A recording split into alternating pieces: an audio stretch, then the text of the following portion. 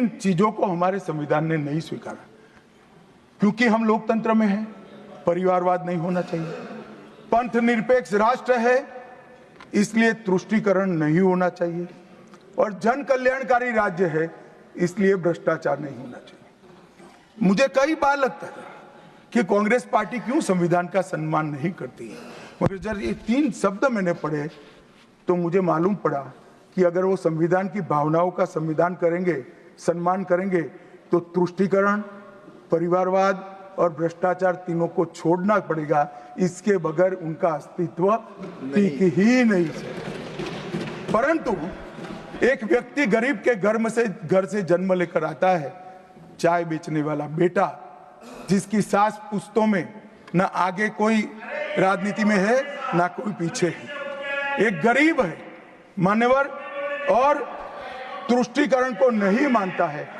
ऐसा आदमी जब 2014 में देश का प्रधानमंत्री बना, इन्होंने देश की राजनीति को तुष्टीकरण, परिवारवाद और भ्रष्टाचार के नासूर को हमेशा के लिए। और मुझे किसी ने कहा कि अभी महाराष्ट्र और हरियाणा में हार के लिए कांग्रेस पार्टी कोई आत्मनिरीक्षण के लिए कमेटी बना रही है। कोई कमेटी की जरूरत, मेरा अच्छा खासा अनुभव है, तुष्टीकरण, परिवारवाद और भ्रष्टाचार छोड़ दो, जनता चुनकर ला देगी आपको, कुछ करने की जरूरत नहीं है। मान्यवर, अभी वन नेशन वन इलेक्शन का विरोध करें। मान्यवर, मैं इस पर ज्यादा बात करना नहीं चाहता क्योंकि समिति ने शीश किया है, मगर विरोध करते हैं, इसके तर्क तो रखने चाहिए ना। मान्यवर, मैं आज आपको बात कहने आया हूं।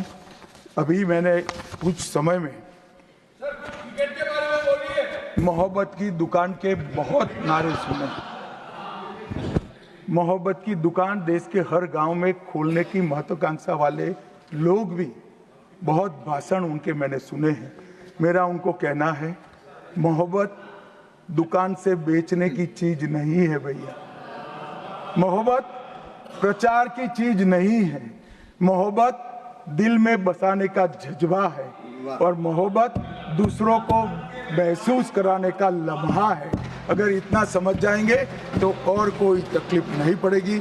मान्यवर, अंत में मैं इतना कहना चाहता हूं कि आज़ादी के अमृत महोत्सव में इस देश के प्रधानमंत्री जी आज़ादी के अमृत महोत्सव को बहुत अच्छे तरीके से एक वेल डिजाइन मैनर में मनाने का निर्णय किया।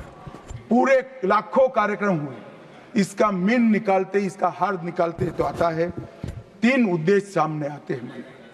बालकों, बच्चे, युवा और जनता को आजादी के 90 बस लंबे आजादी के संग्राम के इतिहास की जानकारी देना, गुमनाम आजादी के सेना नायकों का नई पीढ़ी और आने वाली पीढ़ी को परिचय कराना, 75 साल में हमने जो सिद्धियां प्राप्त की है इसका गौरव 140 करोड़ भारतीयों के मन में उत्पन्न करना, और जब आजादी के 100 साल हो गए तब ये देश पूरे संसार में हर क्षेत्र में नंबर 1 पर हो, ऐसे महान भारत की रचना।